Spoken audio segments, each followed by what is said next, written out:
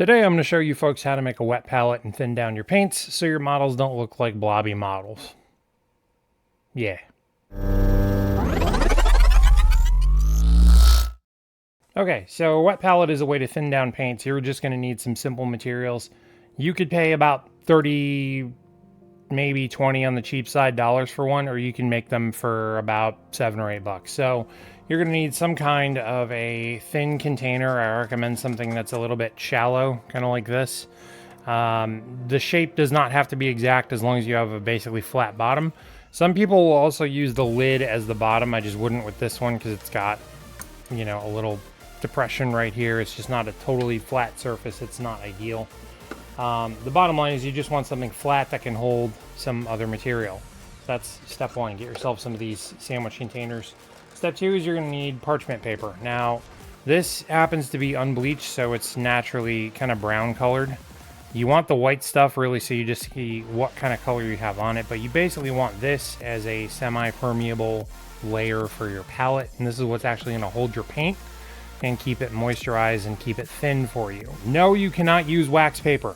It's just, it doesn't allow anything to go through it. Moisture doesn't go through it, so you really can't use that the same way. You need parchment paper, preferably white. The other thing you're gonna need is some paper towel. Some people will use sponge. It doesn't really matter what, you just want something you can get wet that will stay wet for a while and that you can replace. One thing about wet palettes is that if you just leave them sealed up for a length of time, they will start to go moldy, so you really just replace these every so often.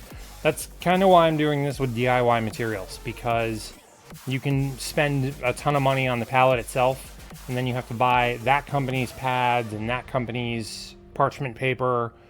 Yes, you could cut things to size, but it doesn't always fit. It doesn't always work well. It's just kind of a pain. So I skip all that and I just go with the cheap stuff because I know I'm going to be replacing it all anyway. Other than that, obviously you're going to need some water. So have those things to hand, and now let's get on with building this thing. Pop off your top, whatever part you're going to use as the actual palette. In this case, I'm using the bottom. And we're just going to stick our paper towel in there and get that mostly flat. Now take your spray bottle and just spray this. It doesn't need to be soaking wet. You just want it so that it sticks to the bottom. It has moisture in it. Like so. And it can be a little more moist, but you don't need this to be sopping wet, leaking water.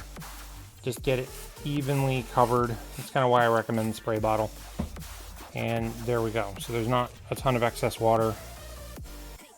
You're just all set. Next thing is we're going to cut a sheet of parchment paper so that it will fit. Usually, you know, you have a sheet this big, and that's obviously way too big for what we need, so you're going to use a portion of that and save the rest for later. And the parchment paper can be a little bit smaller. You don't need it to fit every square corner of that, so we're just going to cut this to what we need. If you're really feeling anal retentive, you could cut the corners. So this is rounded. This will fit, I think, just fine, like so. Yeah. So you can see we have container, wet paper towel or sponge in the bottom, and then we have parchment paper over that. Now you just kind of push this down, and you'll see it's already, the moisture is already somewhat coming through. That's what we want. You can even spray on top of this just a little bit, like that. The only thing you don't want is the water to just sit and pool on the top, because if you put your paint on that, then it's not going to thin evenly, and you lose some control of it, and that's the whole point of this wet palette. This is all you do. That's all you really need. You can see how thick that is. There's not a ton of excess moisture here. You just kind of wipe that down. That's really what you want. You just want this to be soaked through but not totally wet, so you can put paint on it and it's going to actually thin it down for you. The reason for that, and the whole reason we're doing this, by the way, is miniature paints like Army Painter, it's very thick, and if you apply this directly to a miniature, then all that little detail you see is just going to get covered up when the paint dries because it's thick. If you actually thin it down, and this is one way to do it, you're not going to lose all that detail. So I'm going to go ahead and just demonstrate here how this works. So we're just going to use some matte white. This is Pour Paints Fanatic. It's not speed paint, it's just regular acrylic paint. All we do is put a little bit of this on the palette. That's all I've got in there, and you can see it's kind of, it's blobbing. Okay, it's holding shape, it's pretty thick. So as you move this, okay, it thins out. Now, when it's the consistency of, when it's not going to keep shape like this, and when it's a lot thinner, okay, you can pick up a miniature like so. I'm just going to start on the top of this shoulder missile pod here, and you can paint this, and it's not going to just run into all the details. And if you do paint into recesses, it doesn't fill them up all the way. That's what you want, because if I just go in with the thick paint here like this,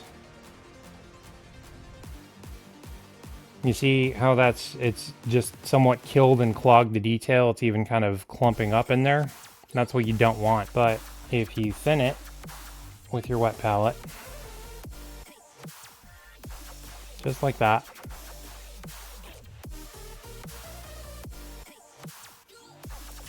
even going over a black undercoat, you can see this covers evenly, nicely,